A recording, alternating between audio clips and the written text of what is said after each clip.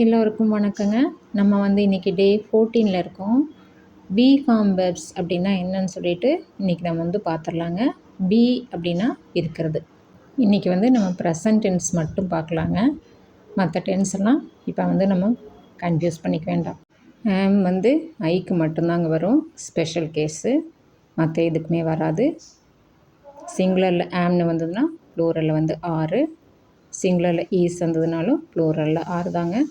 நம்ம எக்ஸாம்பிளோட பார்த்துடலாம். I M A doctor அப்படின்னா நான் டாக்டராக இருக்கிறேன். we are ஸ்டூடெண்ட்ஸ், நாங்கள் மாணவர்களாக இருக்கிறோம். they are players, அவங்க பிளேயர்ஸாக இருக்கிறாங்க. you are அப்படின்னு சொல்லிட்டு நம்ம வந்து சொல்ல மாட்டோங்க. பட் என்னன்னா யூ வந்து நீங்கள் அப்படின்னு மட்டும்தான் ஆங்கிலத்தில் குறிக்கும்னு சொல்லி நான் சொல்லியிருக்கேன். அதனால் யூ வந்து எப்போவுமே ப்ளூரல் தாங்க.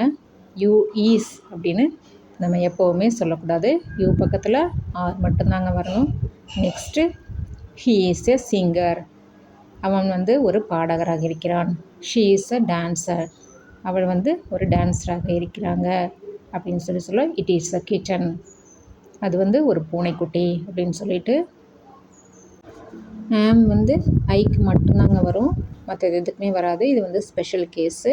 இப்போ வி, தே, யூ மூணுமே வந்து பார்த்திங்கன்னா ப்ளூரலாக இருக்கிறனால, அதாவது ஒன்றுக்கு மேற்பட்ட ஆட்கள் பேசுகிறாங்க இல்லையா, அதனால் அது பக்கத்தில் வந்து ஆர் வந்திருக்குது.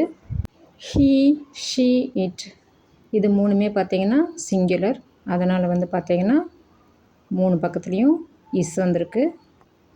இப்போ வந்து உங்களுக்கு பி ஃபார்ம் வெப்பை பற்றி தெளிவாக புரிஞ்சிருக்கும்னு நினைக்கிறேன். இந்த பி ஃபார்ம் வெப்பில் வந்து நம்ம தெளிவாக இருந்தோம்னா அடுத்தது வந்து ப்ரெசன்ட் கண்டினியூஸ் டென்ஸ்க்கு போகலாங்க. மீண்டும் அடுத்த வீடியோவில் சந்திக்கலாங்க. தேங்க்ஸ் ஃபார் வாட்சிங்.